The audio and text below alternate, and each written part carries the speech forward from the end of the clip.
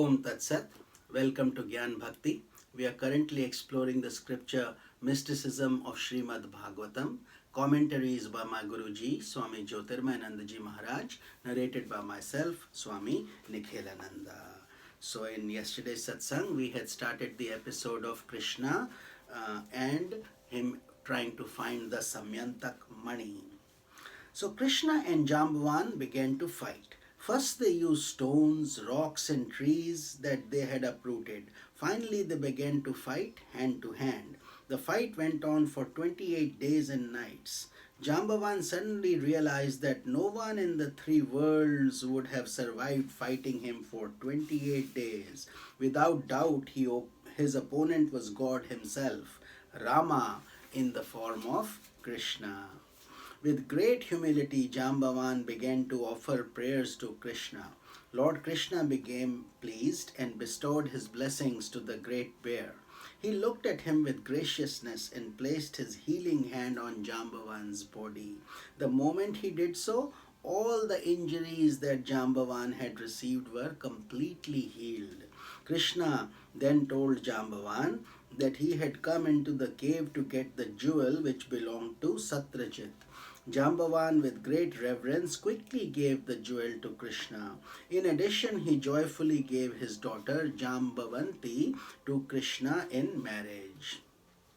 So now Krishna returns the jewel to Satyajit and marries Satyabhama. While Krishna was fighting in the cave, all the people who had come with him waited outside. When they did not see Krishna emerge after 12 days, they thought he must surely be lost. Filled with grief, they returned to Dwarka and began to offer their prayers to Durga Devi. Just as the conclusion of the puja worship, Krishna appeared with Jambavanti, his new wife. Krishna held the jewel in his hand and promptly returned it to Satyajit. Satyajit felt terribly ashamed and realized that Krishna was perfectly without blame. He began to regret that he had found fault with divine Krishna and that he had not given the jewel to Ugrasen as Krishna had requested.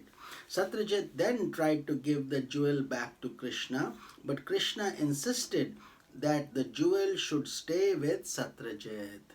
Krishna did, however, accept Satyajit's daughter Satyabhama as his bride. Samyantak Mani, mystical meaning.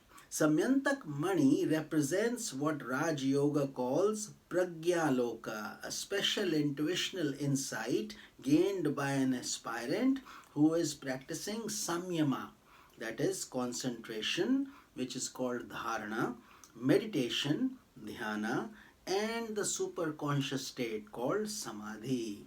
Pragya Loka is a mystical light in the hands of our soul. With that light, we can explore the mysteries that lie deep within our heart. Satyajit received Samyantak Mani after performing sacrifices or yajnas in worship of the sun god. His actions symbolize sakamya karma, or virtuous deeds performed with the expectation of a reward. There are two types of performers of good actions: those who act with the expectation of a reward in this life or afterlife, and those who have deeper philosophical insight, seeking purification of mind, divine surrender, and ultimately liberation as the fruit of their actions. The first type of action, Satyajit's worship of the sun god, is referred to as sakamya karma, and the second as nishkamya karma. Sakamya means expecting a reward, nishkamya, selfless. Although sakamya karma is not the highest form of action, the force of good karmas that result from sakamya karma, however, allows us to practice samyama more effectively so that our mind can capture a glimpse of divine light, a glimpse of pragya loka. We begin to understand that special inherent power within us by which all becomes possible. Once we have gained access to the light of Prajna Loka, we have two choices. Either we become interested in gaining psychic powers or siddhis, or we choose to move into higher samadhis, attaining enlightenment and becoming liberated.